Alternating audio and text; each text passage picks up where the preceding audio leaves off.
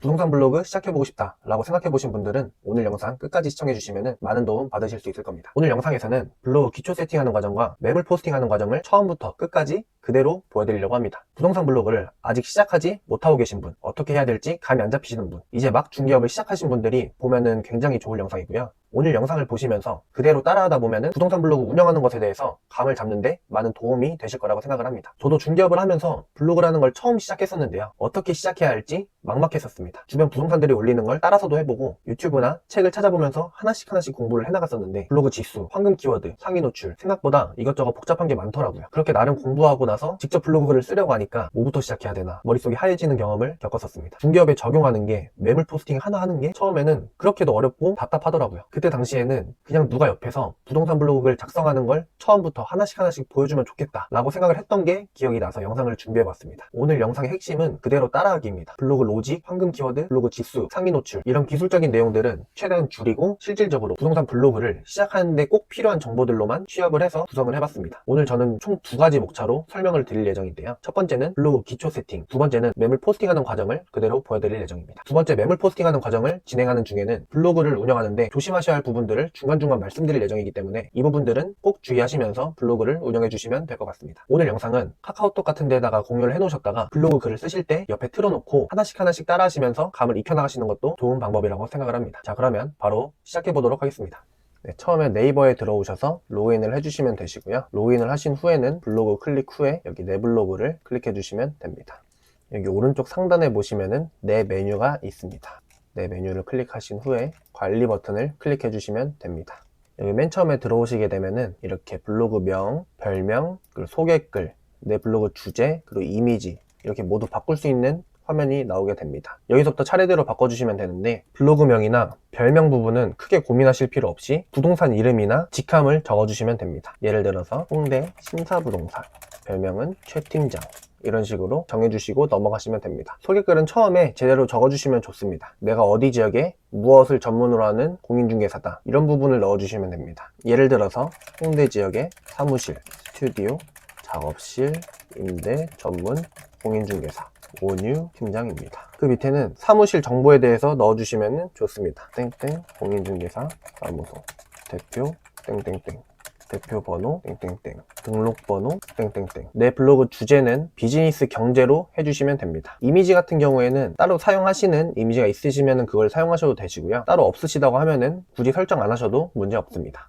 여기 확인 눌러주시면 됩니다. 그 다음으로 세팅할 부분은 여기 꾸미기에 들어가 주시면 됩니다. 블로그 꾸미는 거에 시간을 굉장히 많이 쓰시는 분들이 계시는데 오늘 영상에서는 제일 깔끔한 스킨 하나만 추천드리고 넘어가도록 하겠습니다. 저 같은 경우는 여기 도큐먼트 이런 식으로 제가 생각하기에 가장 깔끔한 스킨이라고 생각을 해서 추천드립니다. 여기 바로 적용 클릭하시면 되시고요. 여기 다시 들어가서 세 번째로 세팅할 부분은 메뉴, 글, 동영상 관리에 들어가셔서 여기 왼쪽에 보시면은 블로그 클릭해 주시면은 카테고리 칸으로 넘어갈 수가 있습니다. 카테고리 만드는 방법을 간단하게 보여드리겠습니다. 여기 카테고리 추가를 눌러주시면은 제일 큰 카테고리가 하나 추가가 됩니다. 카테고리 명은 여기 오른쪽에서 바꿔주실 수가 있고요. 주제 분류는 비즈니스 경제였죠. 글 보기는 앨범용으로 하는 걸 추천드립니다. 해서 확인 눌러주시고 이렇게 사무실 카테고리가 나오게 되었습니다. 이 사무실 카테고리 안에서 세부 카테고리를 나누기 위해서는 사무실을 클릭하신 후에 카테고리를 눌러주시면 그 밑에 세부 카테고리로 설정을 할 수가 있습니다. 뭐 여기서는 평수대로 한번 나눠보도록 하겠습니다. 여러 개를 만들 수가 있겠죠. 두 번째 만들 때는 또 사무실 클릭하신 후에 카테고리 추가, 중형, 카테고리 추가, 대형 이렇게 진행을 해주시면 됩니다. 사무실 카테고리 안에 소형, 중형, 대형으로 나눠지게 됩니다. 카테고리를 지울 때는 여기 오른쪽 위에 보시면은 삭제 눌러주시면 되시고요. 카테고리를 삭제하실 때는 그 안에 게시물들이 있으면은 같이 삭제가 되기 때문에 삭제하실 때 꼭 전부 옮기신 후에 삭제하시는 걸 추천드립니다. 제가 예전에 이렇게 했다가 글이 날라갔던 적이 있거든요. 이렇게까지 하고 나면은 글을 쓸 수 있는 기본적인 세팅은 끝났다고 보시면 됩니다. 굉장히 간단하죠. 여기서 더 세부적으로 들어갈 수는 있는데 굳이 그렇게까지 들어가진 않아도 부동산 블로그 운영하는 데는 문제가 없습니다. 자, 이번엔 매물 포스팅하는 과정을 처음부터 끝까지 보여드리도록 하겠습니다. 중간중간에 주의사항도 같이 말씀드리도록 하겠습니다. 여기 오른쪽 하단에 글쓰기를 클릭하시면 들어오실 수가 있습니다. 처음에는 제목을 설정하셔야 되는데요. 제목을 설정하는 꿀팁을 말씀드리자면은 제가 포스팅하려는 매물의 키워드를 생각하시면 됩니다. 예를 들어서 내가 홍대에 있는 20평대 신축 건물의 사무실을 포스팅하겠다 라고 하면은 홍대 사무실 20평대 신축급 깔끔한 이런 키워드들이 나오겠죠. 여기서 지역이랑 매물을 합쳐서 네이버에 한번 검색을 해봅니다. 검색을 하게 되면은 다른 사람들이 올려놓은 포스팅이 있는데요. 이 포스팅의 제목들을 참고해서 제목을 설정하시면 됩니다. 한번 작성을 해보도록 하겠습니다. 홍대 20평대 사무실 임대 신축급 깔끔한 건물, 이렇게 제목을 설정하실 수가 있고요. 이 원고는 제가 미리 작성해 놓은 블로그 글을 토대로 설명드리도록 하겠습니다. 네, 이렇게 매물 포스팅을 하나 간단하게 작성을 해보았는데요. 이 글을 토대로 하나씩 꿀팁과 주의사항을 설명드리도록 하겠습니다. 제목부터 먼저 설명드리도록 하겠습니다. 제목에서 주의하셔야 될 사항은 두 가지 정도인데요. 첫 번째는 글자 수입니다. 글자 수는 웬만하면은 15자에서 20자 사이로 진행을 해주시면 됩니다. 두 번째는 특수문자인데요. 각종 이모티콘, 눈웃음, 물결 이런 특수문자는 제목에 웬만하면 사용하지 않는 게 가장 좋습니다. 이제 이 원고에 대한 설명인데요. 이 원고를 작성하시는 게 블로그 포스팅을 하실 때 가장 많은 시간과 에너지를 쏟게 되는데요. 이 원고에 대한 템플릿을 처음부터 만드시는 걸 추천드립니다. 이 템플릿이라 하면은 다른 게 아니라 제가 이렇게 처음에 글을 하나 작성을 했죠. 이 글을 보시게 되면은 이 각 구역마다 목적이 정해져 있습니다. 이 처음에는 인사, 두 번째에는 매물 사진이 들어가게 되고요. 그 다음에는 이 매물의 가장 큰 특징들을 이야기하고 있습니다. 이제 그 다음은 여기서부터 여기까지는 이 매물 내부, 외부 사진에 대한 설명입니다. 그 다음에는 임대 조건에 대한 설명이 있고요. 마지막으로는 내 명함이나 사무실 소개가 있겠죠. 나한테 연락이 오게끔 하는 이 전체적인 구조, 레이아웃을 처음에 한번 설정을 해 놓으시면은 이 다음부터 작성하시게 될 포스팅은 이 템플릿, 이 레이아웃에 맞춰서 매물에 맞게 내용만 수정해 주시면 됩니다. 자, 저 같은 경우에는 레이아웃을 어떻게 가져갔냐. 자, 처음에는 인사로 시작을 합니다. 그 다음에는 매물 사진이 들어가게 되고요. 가장 이쁜 매물 사진, 그리고 매물에 대한 특징을 설명을 했습니다. 매물에 대한 전체적인 특징. 그 다음에는 이제 직접 사진을 찍었다는 것을 이야기를 했고요. 그 다음에는 매물 사진 및 설명을 하게 됐죠. 그 다음에는 임대 조건에 대해서 설명을 했습니다. 마무리로는 명함이 들어갈 수 있겠죠. 이게 내 매물 포스팅의 레이아웃이 되는 겁니다. 이렇게 레이아웃을 만들어 놓게 되면은 이 안에서 내가 포스팅하려는 매물 조건에 맞게 내용만 변경해 주시면 됩니다. 예를 들면은 내가 합정에 있는 20평대 스튜디오를 매물 포스팅 하겠다 라고 하면은 이 내용, 이 중간중간 내용만 한 번씩 변경을 해주시면 되는 거죠. 네, 매물 특징도 조금씩 달라지겠죠.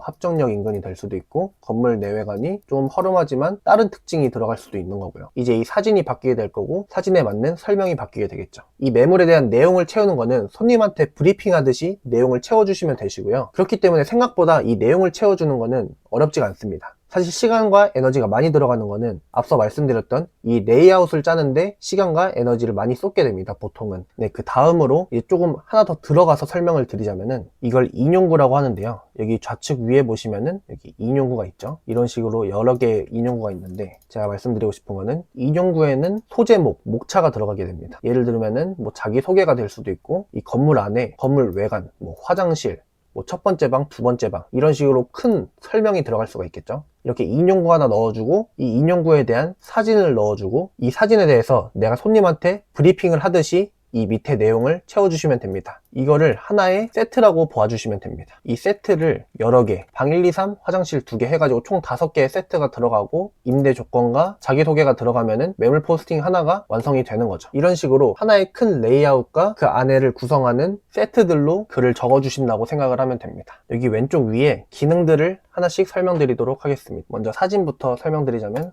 사진은 이렇게 파일로 들어가게 되고요. 이 파일에 대한 사진을 클릭하시고 열기를 누르시면 업로드가 됩니다. 여러 개의 사진을 올리시는 경우에는 컨트롤하고 클릭을 누르시면 여러 개가 클릭이 됩니다. 동영상도 똑같이 클릭을 하고 올려주시면 됩니다. 그 다음에는 스티커도 중간중간에 적재적소에 써주시면 가독성을 높여주는데 도움이 많이 됩니다. 이렇게 글이 많은 데에다가 중간에 한번 넣어주시면 가독성에 도움이 많이 됩니다. 그 다음에는 가장 중요한 인용구는 다양한 형태가 있어서 취향에 맞게 사용하시면 됩니다. 그 다음엔 구분선이 있고요. 그 다음엔 장소 기능이 있습니다. 여기에는 내 사무실이나 특정 장소를 검색하시면은 웬만하면 다 나옵니다. 여기에 추가 버튼과 확인을 누르시면은 업로드가 됩니다. 그 밖에 링크와 파일, 여러 개의 기능들이 있습니다. 여기 글자를 바꾸는 기능들도 간단하게 보자면 이 폰트를 변경할 수도 있고요. 글자 크기도 변경할 수가 있습니다. 여기 굵게, 기울기 뭐 여러 가지 기능이 있고요. 여기 좌우로도 왔다 갔다 할 수 있습니다. 그리고 가장 마지막에 업로드를 하기 전에는 맞춤법 검사도 한번 해주시는 게 좋습니다. 자, 이렇게 아까 말씀드렸다시피 이 레이아웃 이렇게 한번 매물 포스팅 글을 정석적으로 작성을 해 놓으면은 이 글을 토대로 이 내용만 매물에 맞게 수정을 해주시면 되는데요. 그래서 이 글 자체를 템플릿으로 저장을 할 수가 있습니다. 그 방법을 소개해 드리자면 여기 오른쪽 위에 템플릿 기능 있죠?